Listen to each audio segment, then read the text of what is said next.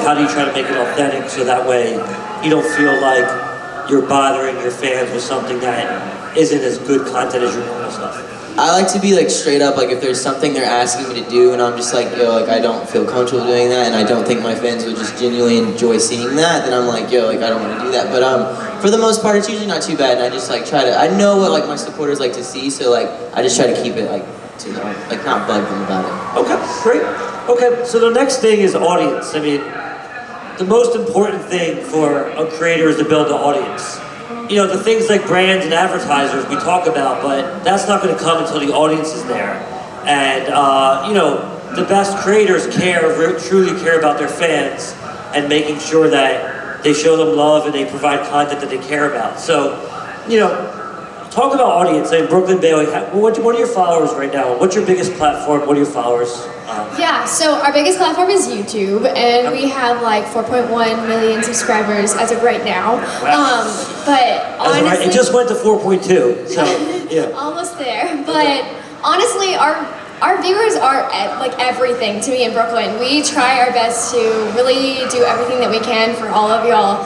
It's like, we go into it knowing that you guys are the ones that make what we do possible and make our lives possible. And like, we wouldn't be on this stage without your views and your clicks and your subscribe.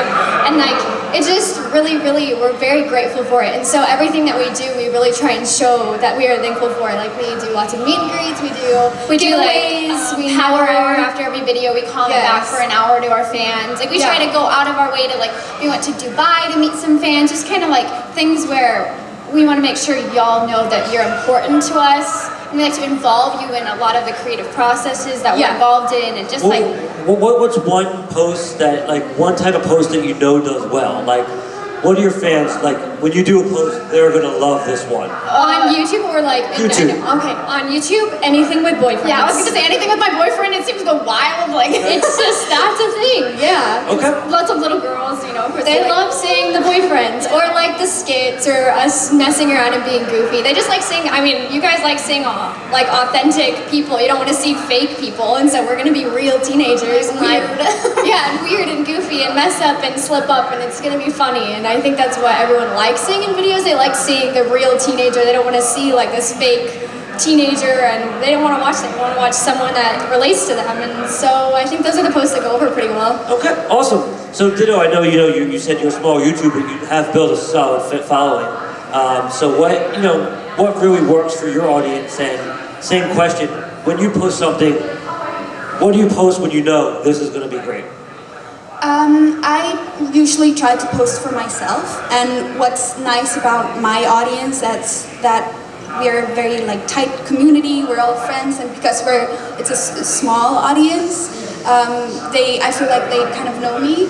I'm not this superstar, so I've made a lot of different videos, and each video gets good like reviews. Because they're also the same age as me, so they're still learning and they're still discovering new things. So I really like that, and we can kind of try new things together. Okay, cool. So Zach, first thing is what does your audience really like? And same question is like, you do a lot of different content. Oh, by the way, what are your followings of different channels? So what's Instagram's like, I just hit it this morning, 2.2 million. Okay. Oh, wow. On YouNow, I have like 1.2 million fans on there. YouTube, I'm at like 975,000 subscribers. Okay, help get Zach to 1 million on YouTube before you get 2 million, you know what I'm saying? Almost there, subscribe, like, you know what I'm saying? Thumbs up. So, okay, so let's talk about Instagram, because those are different types of platforms. For Instagram, when you do different Instagram posts, when you're like, this is going to be awesome. When I look good. No, I'm just kidding. I usually I try to have my like pictures like as interesting as possible. Like I feel like if it's just like a normal selfie and it's kind of like, just plain and dull, it does not do as well. But if it's like the background's like, like nice scenery, or if it's outside, I like to take pictures with my pets. I don't know why, but my pets are like very iconic. Like I have a cat that's like a little oversized, Jasper, yeah. So every time I like post pictures with like my animals, or like if I I have a really close like connection with my supporters because when I started social media, I started out as a live streamer. Well, I still am a live streamer, but I'm saying like that was like my main only thing. And like I was just like, it's a one-on-one connection, you know, like you're live and you're talking to them. So I've always had that like really tight connection, and they've never really felt like, oh, it's the famous Brett Zach. They're like, oh, it's Zach. Like I love him. Like, you know, like try to talk to him as much as I can. You know. And that's interesting you say, because by starting out live, when you post a picture, you might see it for 3 seconds in your feed. When you're live, you're watching it all the time. So he really had a deep connection from that. Yeah. So when you were live streaming, or when you are, what you know, because that's more challenging because it's just live. You can't plan for it as much. But what works well in terms of when you're streaming live, when you're doing this, you think your fans really have liked? Well, like I've done a lot of crazy stuff on broadcasts, so like they'll like ask me, or they'll like tell me what they want to do. Like I'll go live, and then within the first 5 minutes, all the comments are like, "Oh, do a cooking with Zach." Right. "Oh, do prank calls." So you know, like they know what I do and like what I'm about, and like they request it, and I'm like, "Yo, if you want it, I got you." So. Okay, cool. And then okay, so next thing is looking forward.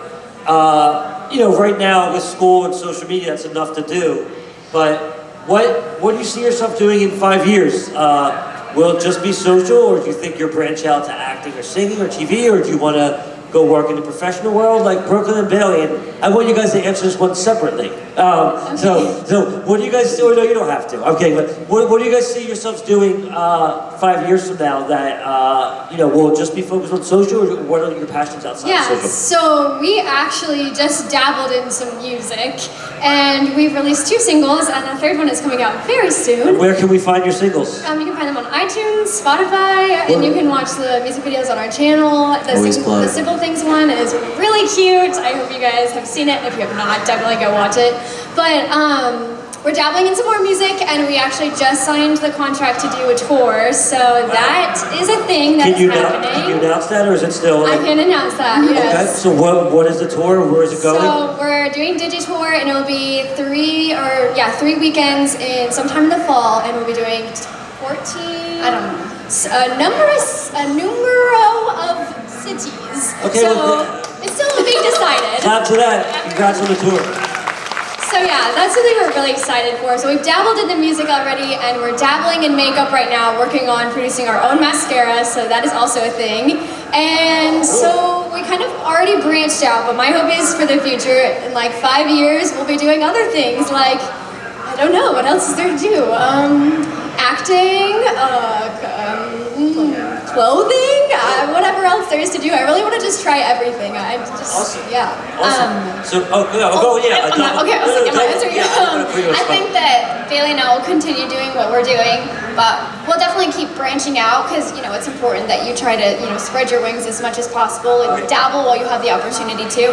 But I think that no matter what you do, social media will be a part of it because that's like the new marketing for these days. Like you can't really get any information out there without social media, so even if you're acting, you're still gonna be pushing that on Twitter and Instagram and YouTube. So I feel like everything's gonna be in one big box and tied with a bow, you know, everything is all intermixed. So social media will help you launch into other things, whereas out of it much more difficult.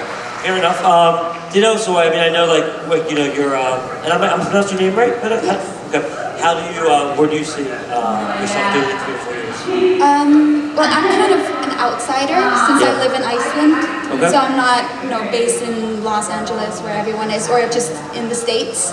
I really hope to continue making YouTube videos and being on social media. And I mean, I grew up on social media and YouTube, so it's a big part of my life. So I really think whatever I'm going to be doing, I'm going to continue sharing my life on there. I'm hoping to go into filmmaking, but whatever it is, I'm gonna keep making YouTube videos. Great. Okay, so Zach,